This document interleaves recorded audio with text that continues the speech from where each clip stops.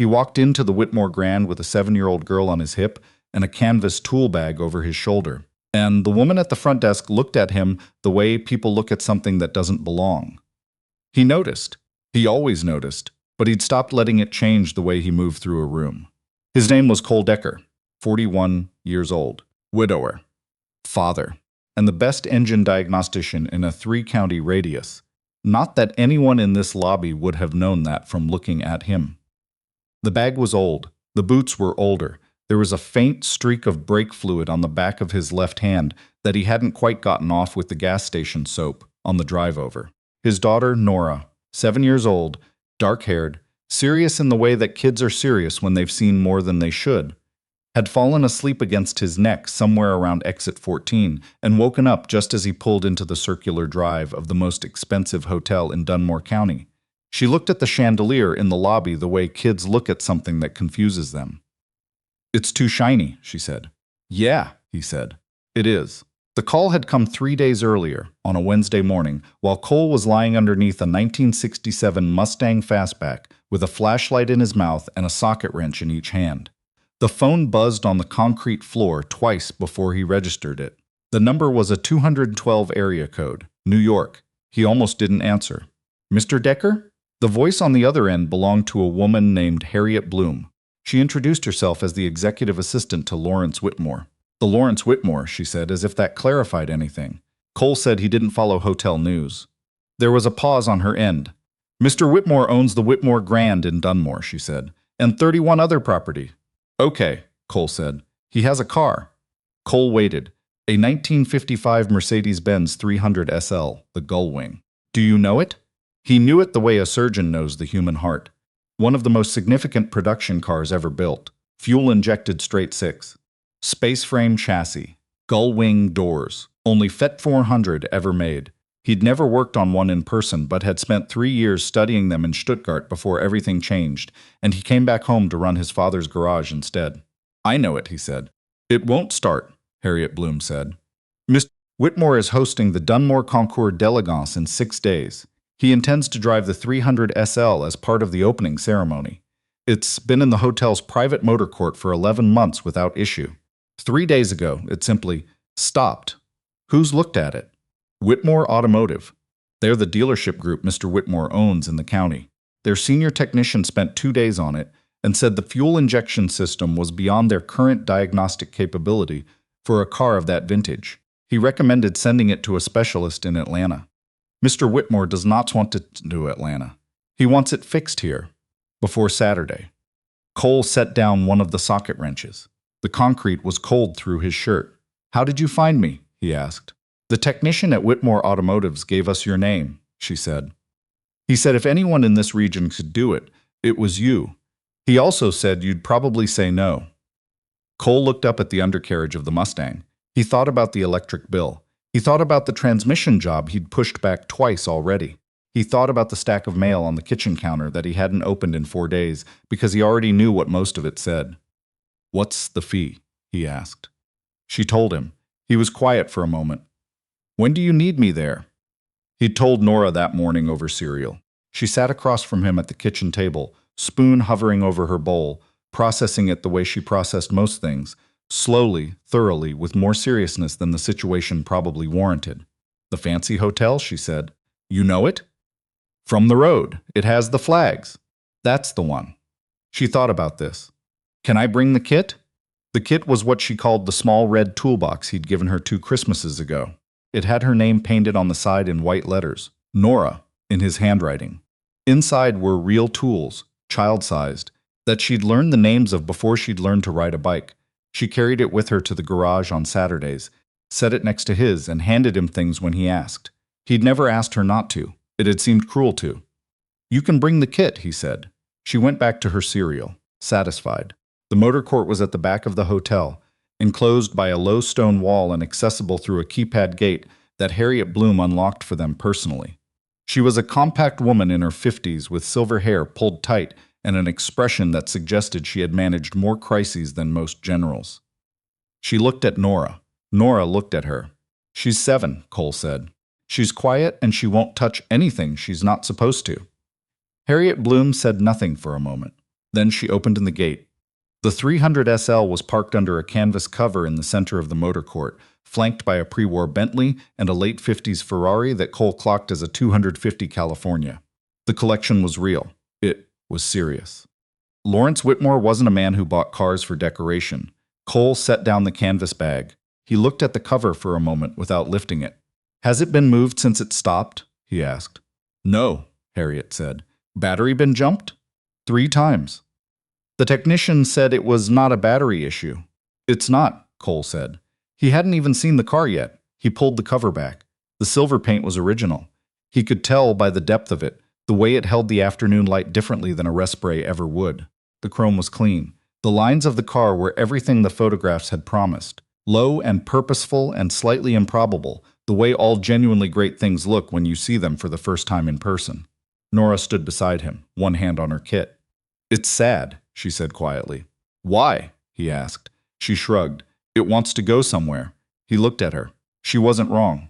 The fuel injection system on a 1955 300 SL was not like anything built after it.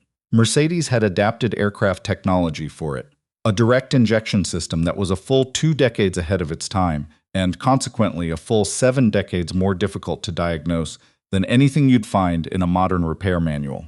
The Whitmore automotive technician had given up on it because he'd approached it like a modern problem. It wasn't a modern problem. Cole pulled the access panels. He worked through the afternoon without speaking much. Nora sat on a folding stool that Harriet Bloom had produced from somewhere. He wasn't sure when, and read a chapter book with a flashlight even though it wasn't dark yet. She liked the flashlight. She said it felt more serious.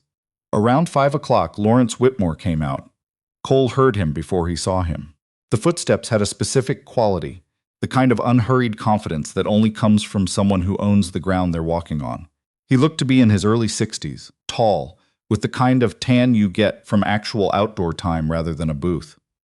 He wore a blue linen shirt and looked at Cole the way Cole had been looked at in that lobby, with an assessment happening just under the surface. "Mr. Decker," he said. It wasn't quite a greeting. "Mr. Whitmore," Cole said. He didn't stand up. Whitmore looked at Nora. Nora looked up from her book, registered him, and went back to her book. "Is that your daughter?" "Yes." "My technician said the injection pump may need to be rebuilt, that it could take weeks." "Your technicians were working from the wrong assumption," Cole said. "They were treating the fuel injection like it was a modern solenoid system. It's not. It's mechanical. The problem is in the pump cam and the pressure differential. I need to check the metering sleeve next, but I'm reasonably confident it's a partial seizure from 11 months without a proper run cycle." Whitmore was quiet for a moment. "Can you fix it?" he said. "I don't know yet," Cole said. "I'll know more tomorrow." "The concours is Saturday." "I know when the concours is, Mr. Whitmore." Another silence. Whitmore looked at the open engine bay with something that might have been discomfort. "My people said this might not be fixable locally," he said. "Your people don't know this car," Cole said, not unkindly, just as a fact. Whitmore looked at him for a long moment, then he looked at Nora again. "Has she eaten?" he asked.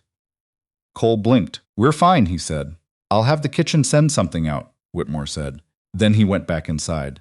The kitchen sent out 2 plates without asking what they wanted. Nora got a grilled cheese that she ate in 4 serious bites, and then looked at the second half of as if she was making a strategic decision. Cole got something with roasted chicken and herbs that was better than anything he'd cooked in at least 6 months. He ate standing up, one hand on the car. Nora watched him. "Dad," she said. "Yeah. What's wrong with it?" He thought about how to explain it. "You know how sometimes a door gets stuck? Not because it's broken, but because it hasn't been opened in a while and the air got in?" She nodded. "It's like that, but smaller, and made of metal. Can you unstick it?" "That's what I'm trying to figure out." She considered this. "I think you can," she said, and went back to her book. He stood there for a moment with the fork in his hand. He thought about Eleanor, his wife. He thought about her the way he'd learned to think about her. Not with the full weight of it, but in the specific way you carry something that's always there, evenly, in both hands, without looking down. Eleanor had died 4 years ago. Ovarian cancer, found late, progressed fast. Nora had been 3. She didn't have many memories of her mother, which was the thing that hurt Cole in a way that no amount of time had reduced by much. But sometimes Nora said things, and Cole couldn't account for where they came from. I think you can. She'd said it the way Eleanor used to say it, without performance, just as a statement of fact. He set the fork down and got back to work. That night they stayed in a room that Harriet Bloom arranged, a real room, with 2 beds and a window that looked out over the hills west of town. Cole hadn't agreed to it exactly. He'd said they were fine to drive back. Harriet had said the motor court had security cameras, but she would feel better if the person responsible for the 300 SL was on the property. He'd understood. It wasn't entirely about security. It was about access. If something occurred to him at 2 in the morning, he needed to be able to walk out there and check it. Nora brushed her teeth with the hotel toothbrush, which she found remarkable for some reason he couldn't identify. She stood in front of the bathroom mirror and looked at it for a long time. "It's the same as ours," Cole said. "It's softer," she said. She got into bed. He sat on the edge of his and unlaced his boots. The room was very quiet. Outside the window, the hills were dark. "Dad," she said, from under the comforter. "Yeah. Do you think the car remembers being fast?" He looked at her. She was staring at the ceiling with her hands folded on her chest, which was a thing she did when she was thinking and didn't want to be interrupted. "I think," he said carefully, "that things like that car hold what they're made of, even when they can't use it." She was quiet for a moment. "Like people," she said. "Yeah," he said. "Like people." She turned on her side and went to sleep. Cole sat there, in the dark for a while, thinking about seating rings and pump geometry and metering tolerance, thinking about what it meant to have a car like this just stop. Not brake, exactly. Just stop. He set his alarm for 4:30 a.m. He was in the motor court before the sun came up. The work was precise and slow. That was the only way to do it. The fuel injection system on the 300 SL was not forgiving of impatience, and Cole had learned a long time ago that the difference between a good diagnosis and a wrong one was usually just time, the willingness to stay with a problem until it told you what it was. By 7 he'd confirmed his initial theory. The metering sleeve had partially seized, which had compromised the fuel delivery at specific cam positions. Not a catastrophic failure, not something that required a rebuild, or a specialist in Atlanta, or 3 weeks and a shipping container. Something that required a man who knew what he was looking at, a good set of micrometers, and enough patience to work the sleeve back by hand in stages without damaging the bore. At 9:15, Nora appeared in the motor court in her pajamas, carrying the red kit, her hair still flattened on one side from sleep. She stood next to him and looked at what he was doing without asking him to explain it. "Is it going to work?" she asked. "Ask me in an hour," he said. She sat back down on the stool. At 10:40, Lawrence Whitmore came out again. Cole heard the footsteps. He didn't look up from what he was doing. "Any progress?" Whitmore asked. "Give me 20 minutes, Cole said. There was a pause. "I have a call at 11. Then take your call," Cole said. "I'll let you know when I'm done." Another pause. Longer this time. "All right," Whitmore said, and went back inside. Nora looked at Cole from the stool. He didn't say anything, but she smiled a little. At 11:53, he bled the injection lines, checked the timing one final time, and stood back from the car. He looked at Nora. "Want to see something?" he said. She stood up. He opened the Gullwing door. It rose on its hinge like a wing, exactly as the name promised, and reached inside. Checked the throttle, set the choke, put his hand on the key. He turned it.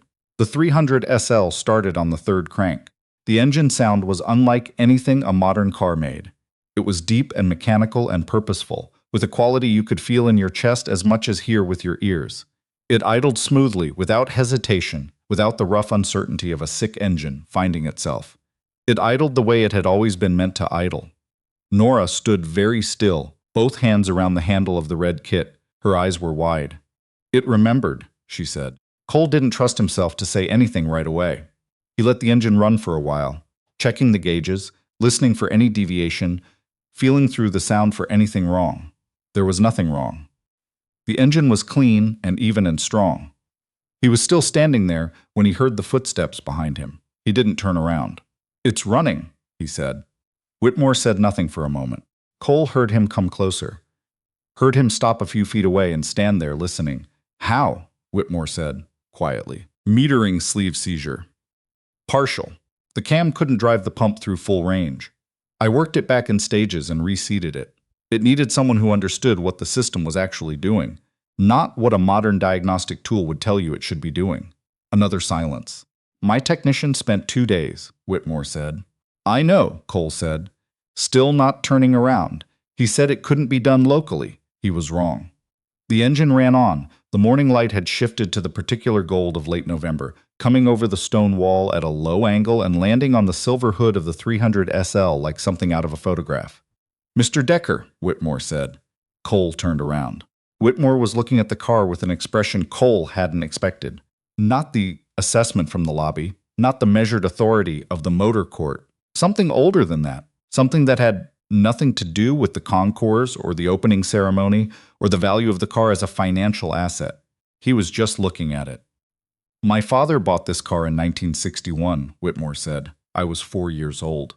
I used to sit in the passenger seat in the driveway and pretend we were driving through Europe. Cole said nothing. It's the only thing of his I have left.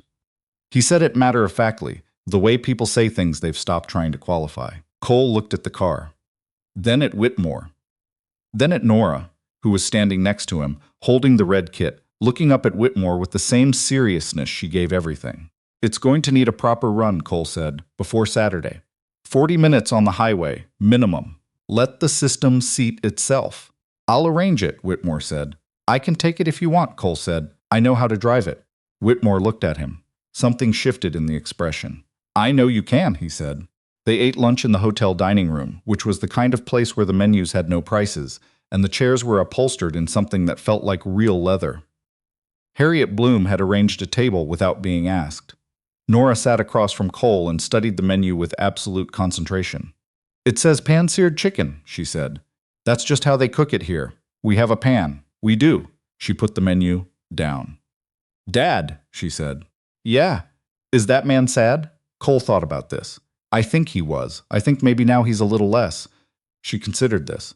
Because of the car? Not exactly, he said. Because of what the car is to him. She nodded slowly, in the way that meant she was filing it for later. The food came. It was very good. Outside the tall windows, the hills were November bare, but the light on them was warm. Halfway through the meal, Lawrence Whitmore appeared at the edge of the dining room. He didn't come to the table. He just stood there for a moment, looking at them. At the man in work boots, with brake-flued hands, and the 7-year-old girl eating pan-seared chicken with perfect table manners. And there was something in his face that Cole couldn't quite name. Not pity. Not quite admiration. Something that looked more like recognition. He nodded once and left. Cole watched him go. On the drive back, Nora fell asleep somewhere around exit 14 again. The red kit balanced on her knees, one hand still loosely gripping the handle even in sleep. Cole drove through the dark with the radio off. He thought about the 300 SL, about the sound of it starting, about the particular way Whitmore had looked at it once it was running. That specific thing that happened to a person's face when something they had braced themselves to lose came back. He thought about what Nora had said. It remembered. He thought about Eleanor. He thought about the tools she'd never touched, and the garage she'd only seen twice, and the daughter who called the toolbox the kit and carried it like it was the most important thing she owned. There are things people carry without knowing why they carry them. The reasons come later, if they come at all. He pulled into the driveway of the house at 9:15. He sat for a moment in the dark with the engine off and Nora asleep in the back seat. Then he got out, walked around, opened the door, and picked her up, kit and all. She didn't wake. Her head fell against his neck the way it always did. He carried her inside. He set her down on the bed and put the red kit on the pillow beside her. He stood there a moment in the doorway, the hall light behind him, looking at her. Then he turned off the light and went to close up the garage.